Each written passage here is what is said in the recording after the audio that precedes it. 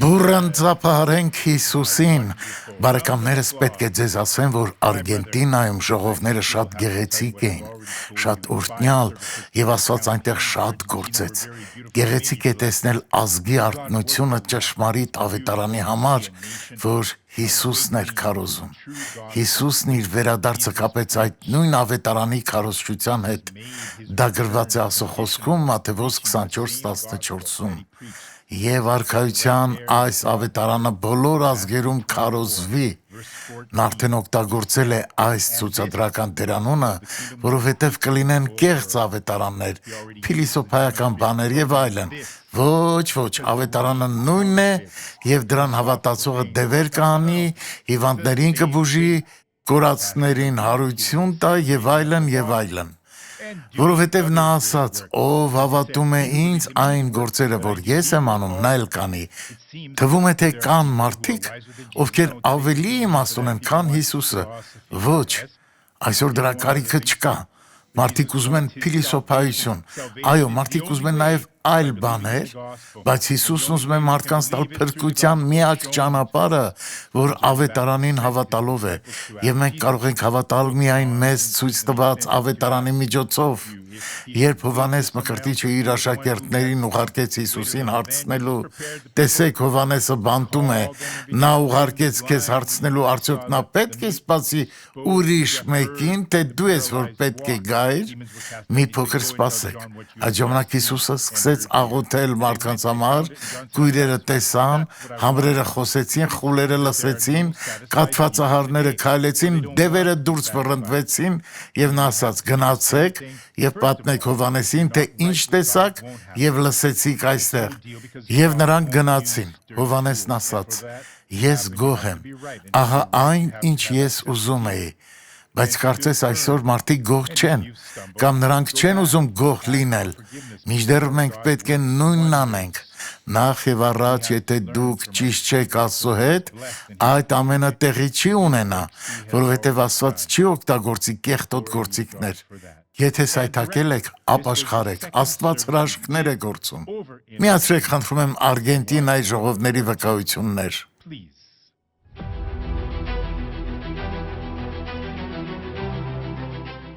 Բուենոս Այրեսը նշում է դոկտոր Սուարեսի այցը Արգենտինայի մայրաքաղաք։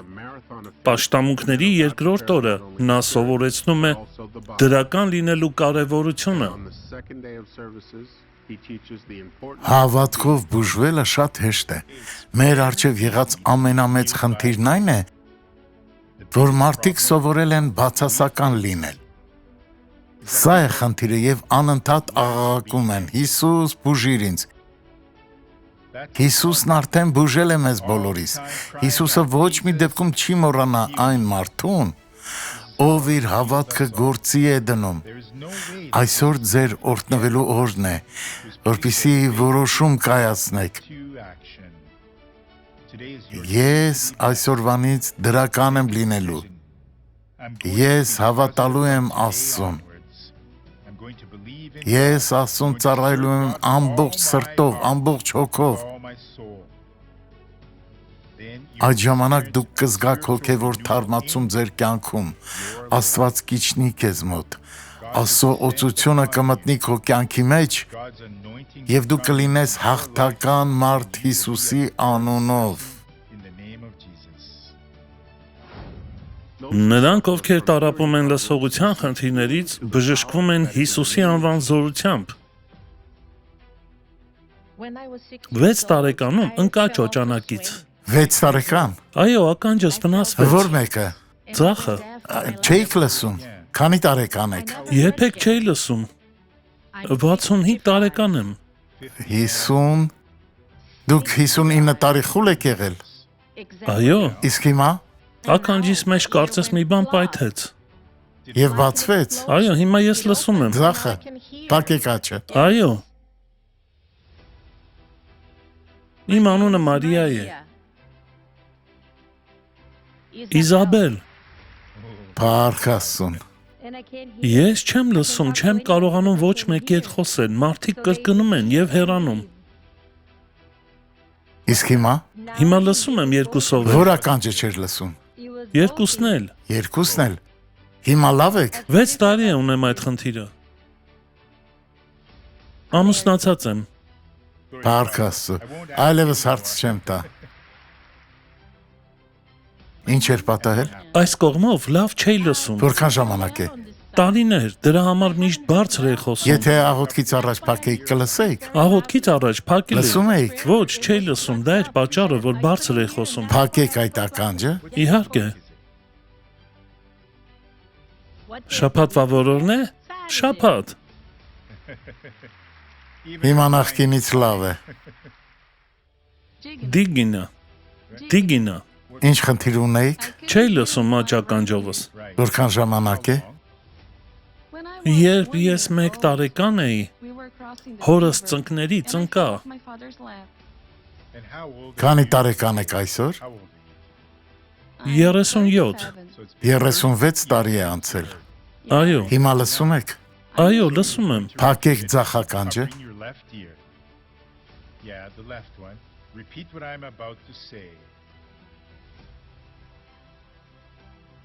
Ինչ է ձեր հոր անունը։ Ալելույա։ 45 տարի առաջ ուժեղ հարված ստացա գլխիս եւ ականջիս թփկաթաղանթները վնասվեցին։ Քանի տարեկան եք։ 80։ Այսինքն 35 տարեկան եք։ Այո, Հիմա ինչպես եք։ երբեմն լսում եմ, երբեմն ոչ։ Խոսե Կորդոբա։ Ուրեմն արդեն լսում եք, փառք Աստծուն։ Նայեք, այդ Արգենտինայից եկած աղջիկը խելացի էր։ Ես երբեմն այսպես եմ ասում. ես հարցնելու եմ, իսկ դուք կրկնելու եք այն, ինչ ես հարցնելու եմ։ Ես ասում եմ, ինչ է քո հոր անունը, եւ մարդը պատասխանում է՝ Պետրո։ Ես չհասցրի նրան, այլ խնդրեցի նրան, որ կրկնի իմ ասածը, եւ այդ աղջիկը հասկացավ։ Այսինքն, երբ ասացի ինչ է քո հոր անունը, նա պատասխանեց ինչ է քո հոր անունը։ Մի մեծ քաղաք կա այնտեղ, ես մոռացել եմ այդ քաղաքի անունը։ Դա մեծ քաղաք է, 11 տարեկան մի տղա կար, մի գեղեցիկ գերմանացի տղա, որ ծնվել էր խուլ ու համր, բայց սովորել էր խոսել կարդալով մարդկանց շուրթերից։ Ես նրան ասացի, ես քեզ հարց կտամ, դու կպատասխանես։ Նա իմ բերանին նայելով ասաց, ես ձեզ հարցնեմ, իսկ դուք պատասխանեք։ Ես ասացի, ոչ, ես եմ հարցնելու։ Ոչ, ես եմ հարցնելու։ Հետո ես նրան կանգնեցրի, հետո հետ քաշվեցի, որպեսզի ինձ չտեսնի եւ ասացի, ինչ է քո հոր անունը, իսկ քո անունը։ Ոչ, միայն ականջով։ Նա ձայնը լսում էր, բայց բառերը չէր հասկանում։ Այլ կերպ ասած, հիմա նա պետք է սովորեր, այսպես ասած, թարգմանել իր այն մտքում, ինչ լսում էր, որովհետև նախկինում չէր լսում։ Նա սովորեց լսել եւ խոսել, որից հետո ես խնդրեցի նրան կրկնիր, նա այսպես ասաց, կրկնիր։ Ես ասացի ոչ, նա ասաց միայն ականջով, այսինքն ես ձեզ չեմ հասկանում, բայց նա արդեն լսում էր եւ փառք Աստծուն դրա համար։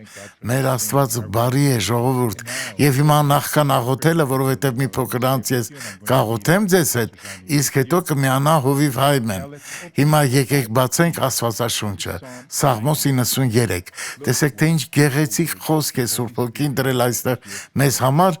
որը մեզ հիմա կօգնի մտնել Աստծո ներկայությունը, եւ մենք կստանանք Տիրոջ օրհնությունը։ Սաղմոս 93-ում Սաղմոս 2-ն սկսում է ասելով. Տերը թագավոր է, նա մեծափառություն է հագած, Տերը զորություն է հագած եւ իր մեջքը կապած է, սրա համար աշխարհը հաստատ է եւ չի շարժվում։ Ոչ թե թուլությամբ, անկախ նրանից, թե ինչ է քեզ տանջում,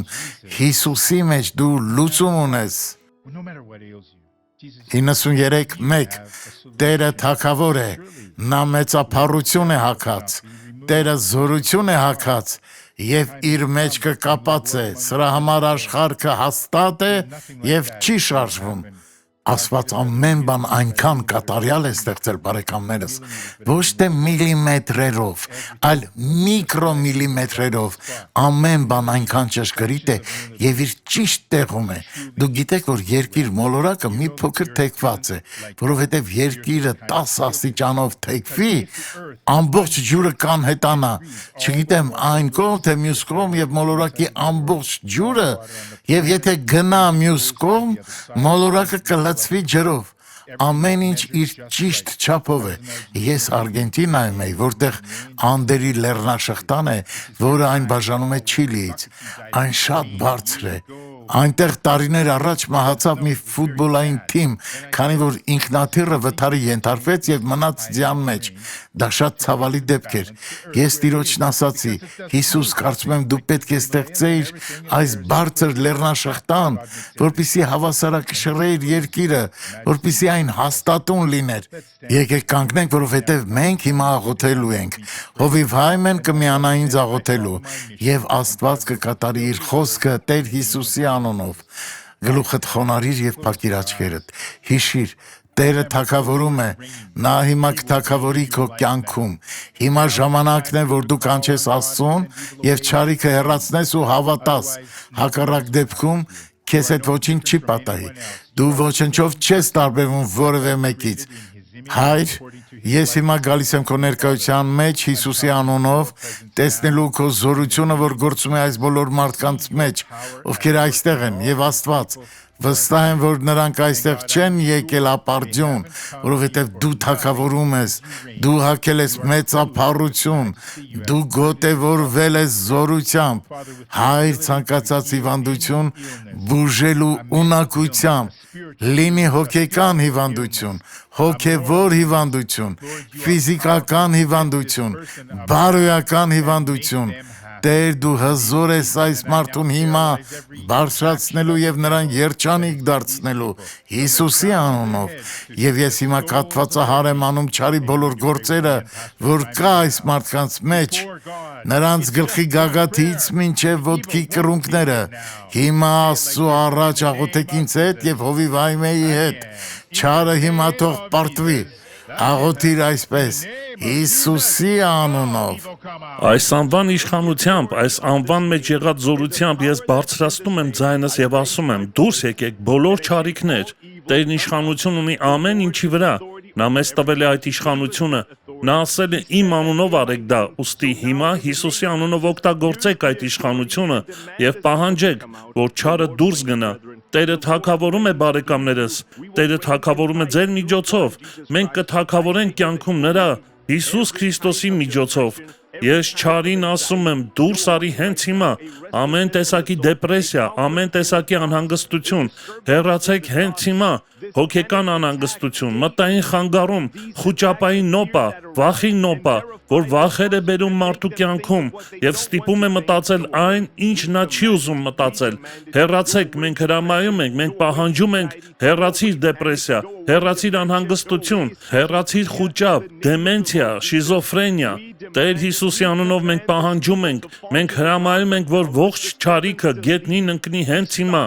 այս խանգարումը պետք է հեռանա, այս մարդը մտածում է ինքնասպանության ու մահվան մասին, հեռացեք մահվան մտքեր, հեռացիր ուժեղ գլխացավ, որ գլխի հետևի մասում է, կրծքավանդակի ճնշում, սրտի տագնապ, ձեռքերի թմրություն, Հիսուսի անունով հեռացեք, հզոր Աստված անցիր հիմա այս մարդկանց կողքով եւ հպվիր նրանց, ովքեր բորբոքում ունեն, ով Աստված, աճառում, ջլերում, հոդերում եւ ձեռքի ցանկացած շարժում նրան ցավ է պատճառում, ով Տեր անցիր քո զորությամբ, անցիր քո կարողությամբ եւ թող այս չարիքը հիմա վերանա, չար դուրս արի այս մարմիններից արթրիտ, արթրոզ, բարձիկաբոր, ռևմատիզմ, օստեոպորոզ, ջիլերի բորբոքում, ողնաշարի շեղում, միջողնային սկավառակի ճողվածք, իշյազի բորբոքում, այդ սարսափելի ցավը ողնաշարում, այդ սարսափելի մեջքի ցավը դուրս եկեք հենց հիմա, այս չարիքը, որ այս մարդու ծնկի մեջ է, աճառի պակաս, հեղուկի պակաս, Դա բորբոքում է, եւ ես ասում եմ դուրս արի ջլերից, դուրս արի ծնկից, Հիսուսի անունով, այս հարվածը, որը ցավ է թողել, հեռացիր սրունքից, կոճից, կռունկից, այն չարիքը, որ ոտքերի այլյան շրջանառության մեջ է, ամեն չարիք, ամեն ճնշում, հեռացիր Հիսուսի անունով։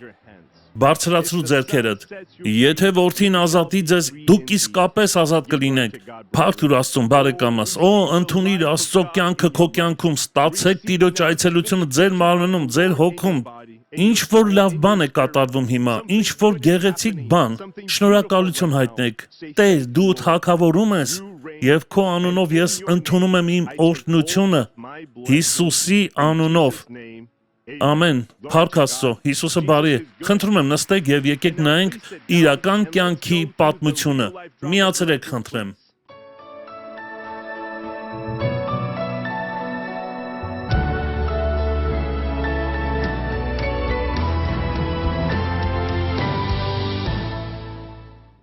Մանկության տարիների տրավմաների պատճառով Վալդիրենեն 9 տարեկանում դեպրեսիա ձեռք բերեց։ Ես ունեի ընկճվածության ոգի։ Գիտեք, մտածում էի, որ ոչ ոք ինձ չի սիրում, ոչ ոք ինձ չի գնահատում, եւ միշտ տխուր էի։ Դա ներսում էր։ Դա հնարավոր չէ բացատրել։ Հետո երբ ես 20-30 տարեկան էի, իմ վիճակը սկսեց ավելի վատանալ։ Մի քանի անգամ ինքնասպանության փորձի մտքեր ունեցա։ Այդ ընթացքում ես մոտ 50 կիլոգրամ էի, քանի որ ուտելու ցանկություն չունեի։ Աշխատում էի եւ ապրում էի թվացial նորմալ կյանքով, բայց դա նորմալ չէր։ 2006-ի մարտին 38 տարեկանում անքնությունից տառապող Վալդիրենը հեռուստացույցով գտնում է հավատքի հանդեսը։ Ես սկսեցի դիտել վաղ առավոտյան ծրագիրը, որտեղ պատմում էին վկայություններ ծառայություններից եւ տեղի ունեցող հրաշքները։ Ես արտասվեցի եւ ապրելու ցանկություն առաջացավ։ Ես չգիտեի, թե ինչ է հովանավորելը, բայց հետո ասացի, որ սկսելու եմ հովանավորել եւ հանկարծ ասացի. ես գնալու եմ այս եկեղեցին եւ գնացի։ Աստծո խոսքը լսելով 5 ամսից էլ քիչ ժամանակ էր անցել։ Երբ վերականգնվեցի, ազատվեցի, այդ ամբողջ չարիքը, տառապանքը, տխրությունն ու հուսահատությունը դուրս եկավ իմ կյանքից։ Ես անմիջապես մկրտվեցի, հետո ինձ կանչեցին ծառայելու, սկսեցի 2008 թվականին եւ դեռ այնտեղ եմ։ Այդ ժամանակ Վալդիրենը սկսեց ցավը զգալ ձախ ձեռքում եւ գնաց բժշկի։ Ես ուսի նյարդի խնդիր ունեի։ Չէի կարողանում ազատ շարժվել, քանի որ ձեռքս ուժ չուներ։ Ուլտրաձայնային հետազոտության ժամանակ այն նման էր բարակ թելի։ 3 բժիշկ ասացին, որ ես պետք է վիրահատվեմ, բայց ես չէի ուզում վիրահատվել։ Մոտ 8-10 ամիս անցկացրի այս ձեռքիս խնդրով։ Կրում էի վիրակապ, օգտագործում էի դեղորյակ, բայց ոչինչ չէր օգնում։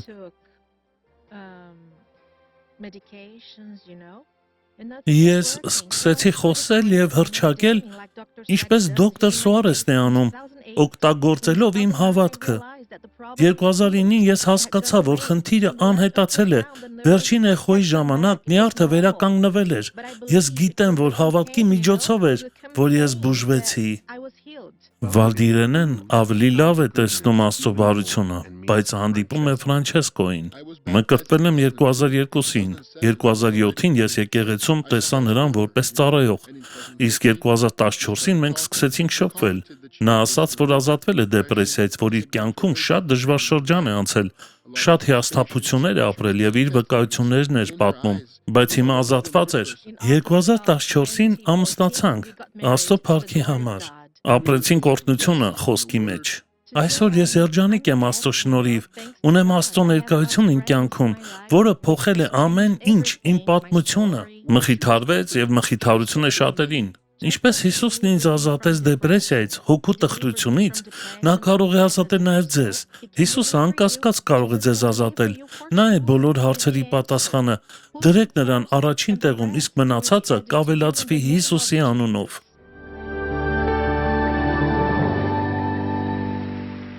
Նրա ամուսինը նույնիսկ քարոզիչ դարձավ։ Այն նույն մխիթարությամբ, որով ինքը մխիթարվեց, նա կարող է մխիթարել մյուսներին։ Այսինքն յուրաքանչյուրին, ով գալիս է նրա մոտ, տխուր եւ ընկճված։ Այսօր նա խոսում է Աստծո սիրո մասին մարդկանց հանդեպ։ Սա է նպատակը, երբ Աստված գործում է մարդու կյանքում։ Գործք 1:8-ում նա ասաց. «Բայց դուք զորություն կառնեք, երբ որ հոգին ձեզ վրա կգա, եւ իմ վկաները կլինեք Երուսաղեմում եւ բոլոր Հրեաստանի եւ Սամարիայի մեջ, մինչեւ երկրի ծայրերը»։ Երբ Աստված օրհնում է ձեզ, նրա առաքինությունը, զորությունը դրսևորվում է ոչ միայն ձեզ բուժելու մեջ, այլև նա հնարավորություն է տալիս ձեզ լինելու ավետարանի վկա։ Առաջին հարցը խնդրեմ. Ո՞րն է եղբայրների միջև հաղորդակցության կարևորությունը։ Մեկտեղ բնակվեն, որովհետև այդ դեպքում մենք միավորված ենք լինում սիրով։ Միասնությունը հիմնականում հոգու մեջ է։ Մատթեոս 5:7 Հիսուսն ասում է. «Երանի ողորմածներին, ինչու, որ նրանք ողորմություն կգտնեն, այսպիսով մեզ անհրաժեշտ է ողորմածների եկեղեցի լինել։ Երբ տեսնում եք, որ ինչ-որ մեկը մեղավոր է, մի դատեք, ոչ, ես արդեն պատրաստել եմ քարոզ, որը պետք է խոսեմ հաջորդ ծառայության ժամանակ։ Գաղատացիների 6:1-ում կարևոր բան է գրված. եղբայր, եթե մեկը հանկարծ բռնվի մի հանցանքով, դուք որ հոգևոր եք, այնպիսինին հաստատեցեք հեզության հոգով։ Զգուշացիր քո անձին, որ դու էլ չփորձվես։ Այսպիսով, եթե որևէ մի եղբայր ընկնի, դուք պետք է օգնեք նրան։ Սա միասնություն է, ուստի այս հաղորդակցությունը պետք է լինի, որն ընկած մարդուն դատելը չէ, ոչ, այլ օգնելը։ Հասկանում եք, նայեք, թե ինչ արեց Հիսուսը, երբ զգաց, որ սատանան ուզում էր վնասել Պետրոսին։ Սիմոն, Սիմոն, ահա սատանան ձեզ ուզեց, որ մաղի ցորենի պես, բայց ես աղաչեցի քեզ համար, որ քո հավատքը չպակասի։ Ուստի սա պետք է լինի մեր միասնությունը։ Հոգով, երբ բոլորը ցանկանում են անել Աստծո գործը, ողորմածություն ցուցաբերելով միմյանց նկատմամբ, ներելով միմյանց սխալները։ Իսկ հիմա երկրորդ հարցը խնդրում եմ.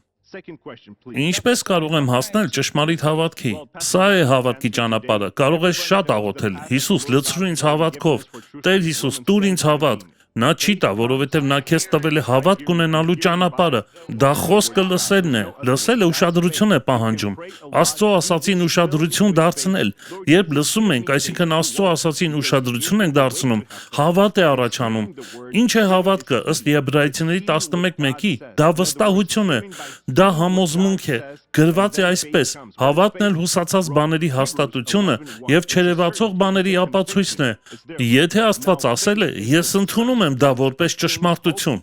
Աստվածաշունչն ասում է, որ մենք, քրիստոնյաներս, ովքեր քայլում ենք հավատքով եւ ոչ երևույթով, ինչպես երկրորդ Կորինթացիների 5:7-ն է ասում, պետք է ըստ խոսքի ապրենք։ Այսինքն, այն, ինչ տեսնում եմ, ինձ վախեցնում է, բայց այն, ինչ Աստված է ասում, ինձ երջանիկ է դարձնում։ Այնինչ տեսնում եք, այն մտածում եք, եթե միշտ դեպրեսիայի մեջ եք, անընդհատ մահվան մասին մտքեր ունեք, կամ տարօրինակ, շփոթեցնող, հակասական մտքեր, որոնք նույնիսկ չեն կարողանում նկարագրել, թե ինչ եք մտածում, կարծես կորցրել եք ձեր մտքի վերահսկողությունը, դուք չեք մտածում այն, ինչ ուզում եք մտածել, այսինքն չեք կարող մտածել այն, ինչ ուզում եք։ Հովիվ հայմ է, ինձ հետ տարօրինակ բաներ են տեղի ունենում, թող Տերը ողորմե ինձ։ Դա ինչ է։ Դուք պարզապես քայլում եք երևույթով, բայց դուք պետք է քայլեք հավատքով։ Ինչ է նշանակում հավատքով քայլելը։ Աստված ասում է, որ ինձ տվել է Քրիստոսի միտքը։ Ինչ է դա, որտեղ է դա գրված։ Կորինթացիներին 2:16։ Եթե ես Քրիստոսի միտքն ունեմ, Քրիստոսը սա կմտածեր։ Ոչ։ Ինչ է նշանակում Քրիստոսի միտքը ունենալը։ Դա մտածելն է Աստծո խոսքի համաձայն, երբ մի միտք խոսքի համաձայն չէ, դու հանդիմանում ես դա, չեղյալ ես հայտարարում, բայց առանց խոժոռվելու, սատանա դու կապված ես եւ այլն։ Ոչ, այդ միտքը մերժված է։ Իսկ ես Քրիստոսի միտքն ունեմ։ Ով է ուզում խնդիրներ ունենալ, ոչ ոք չի ուզում, բայց երբեմն կարող է սխալ բան առաջանալ մեր վերաբերմունքի պատճառով։ Ես շատ անգամ եկեղեցում ասում եմ, լսեք, սատանան ոչ մեկի չի տանում, երևակայության կղզի կամ հաճույքի կղզի, բայց եթե դու ընդունես այդ միտքը, որ սատանան է քեզ բերում քո երևակայության մեջ, դու այլևս կարողություն չես ունենա հեռացնելու չարությունը քո կյանքից, այնպես որ տեղ մի տուր սատանային։ Հիմա եկեք բացենք մեր սրտերը, խնդրեմ։